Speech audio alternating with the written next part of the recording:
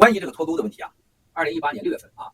我去这个秘密演讲的时候，我就建议中美一定要全面脱钩。我觉得那个时候的下面的一片哗然的声音啊。2017年年底啊，我跟美国的这几个秘密演讲的时候，我给他们几个谈，我说中美之间只有经济全面脱钩，美国才能摆脱中共的控制和威胁，美国人民才能躲过这场的共产灾难。当时啊，战友们能想象到美国人对我那种看法啊，对我的那种感觉啊，觉得我是疯子啊，觉得我是疯子。2018年年初我再去谈的时候啊，就是笑声、滑稽声、嘲笑我的声音稍微小了点。2018年8月份、9月份、10月份的时候，就稀稀拉拉的就有人觉得这事可以听听。2019年就严肃对待了，包括刚刚的川普总统说全面脱钩在这个考虑之中啊。莱特希泽说脱钩不在掌握之中，遭受了美国最有影响力的福克斯的这个主持人金牌主持人啊，包括川普总统都每天看的节目啊，一起啊剧烈的反弹。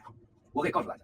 中美经济脱钩和香港港币和香港自贸区自由地位被取消，这都是天大的事，这都是在过去不可能说的，也不可能谈的，在美国白宫都认为是不可能，这话题就觉得荒唐胡扯的。但是它为什么都发生了呢？战友们，不仅仅冠状病毒，不仅仅香港运动，我可以告诉大家，现在往回看，当时文贵像先知一样，现在美国说我像先知一样，准确的预测、准确的报告、准确的情报，所有事情都发生，不是这样的。我可以告诉大家，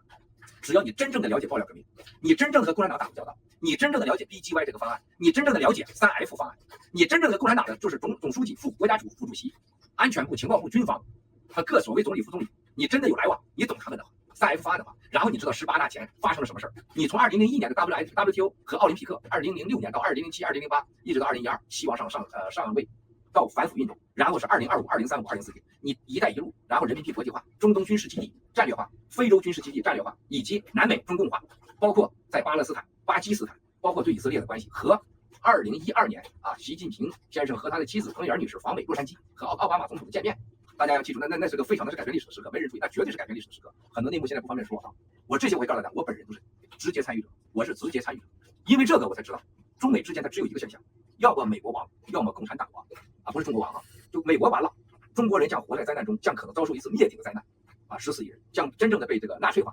共产化、奴隶化、血流成河。就美国输了，中国人更惨啊，这个民族将遭受大灾难。美国人赢了，共产党没了，中国人会有痛苦，但是中国人会换来新生。